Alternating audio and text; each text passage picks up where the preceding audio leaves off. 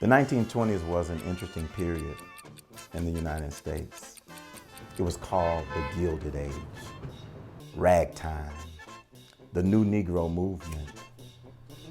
It was also a time that was coined as the Great Migration, where African Americans left the South and went to northern cities for the promise of life, liberty, and the pursuit of happiness. But they weren't the only ones who came to the North. Eastern Europeans came to the North for the same thing, and also Southern whites with their racist attitudes came to the North. And their whole goal was to just make money and live and enjoy life.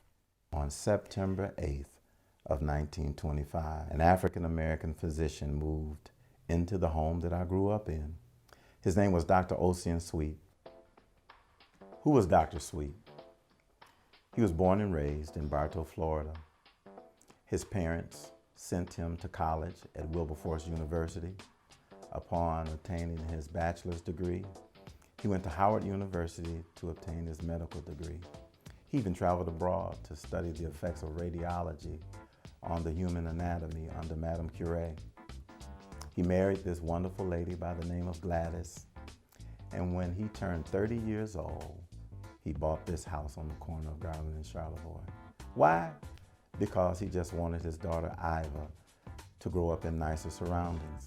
See, at that time, African Americans were kind of locked into this community that was known as the Black Bottom. Why did Dr. Sweet choose Detroit, Michigan? Because he recognized that Detroit had a growing African American community. So he knew that his services would be definitely needed in this particular community. So he started practicing at Dunbar Hospital. Dunbar Hospital was one of the first African American hospitals that was founded in the city of Detroit. Not much happened on that first day, but on the second day, all hell broke loose. A mob of 500 angry whites surrounded the house with one intent: to get Dr. Sweet, his friends and family, out of the house. But the doctor had other thoughts. He wanted to protect himself, he wanted to protect his family, and he wanted to protect his investment.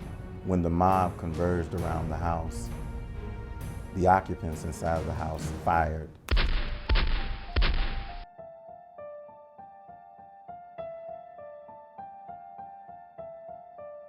When the smoke cleared, one guy was killed. Police came in and arrested Dr. Sweet and everybody and charged them with first-degree murder. When the national branch of the NAACP heard about the incident, James Weldon Johnson, who was the executive director, sent Walter White, who was the field secretary to the city of Detroit, to find out what was going on. And when they learned about it, they hired famed attorney Clarence Darrow to defend Dr. Sweet. So in that October, the presiding judge, Frank Murphy, would hear this case.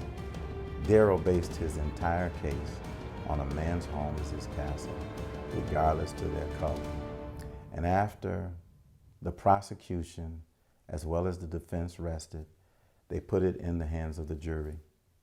The jury came back with no decision. Frank Murphy declared it a mistrial and threw the case out. So the house is probably about 2,700 square feet. It's a bungalow, has 4 bedrooms. And the last time any work had been done to the house was probably in the 70s. Since that time, the house has been designated as a historical landmark by the city of Detroit, the state of Michigan, as well as the National Park Service. In 2018, Mayor Mike Duggan worked with me to obtain a $500,000 grant from the National Park Service to restore the home. The work will begin on next year in 2020. But in the interim, I decided at the top of the year to start some of the restoration work. And I hired some of my friends, Lisa, Andrea, Reggie, and Oscar. I was commissioned to create some furniture pieces for the project. The piece that I created, the Imagine piece, was actually inspired by the ideals of what Dr. Sweet wanted for his family. Piece in the Den, I Am a Man settee, was actually a piece that Daniel brought to me, and it was our first piece that we made. And I wanted that piece to be something that people had never seen before. I found the image and I thought it would be beautiful in this black and white on this, beautiful antique settee. And of course, Daniel loved the idea of, creating this art piece, what I like to call functional art for the space. Okay, we came in, we took the door casings off that were originally painted, took them back to the shop, as well as the doors. Everything was painted, had several coats of paint on them. What I did, we used the heat gun method, and we took several layers of paint off, and then once that was done, we cleaned it with the chemical and got it down to the grain. Once that's done, that's like the first step. Then you have to sand it.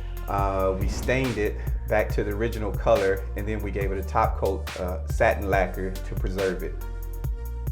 The radiators in this house were like most radiators in old houses, multiple coats of paint that were chipping and interfering with each other and doing their thing. And so I started by scraping off all that old paint with a razor, basically, and then repainting them.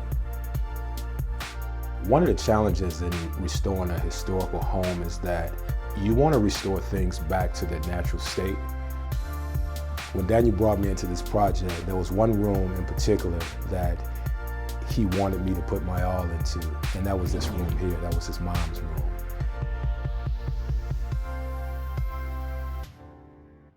And if it was one room in this house that had to shine, it had to be this one. There's a phase 2 of the restoration process. We're going to make sure that in the basement, we transform that into an interactive educational center. So the grand opening will probably occur right around September, October. And once that occurs, this house will be a museum for Detroiters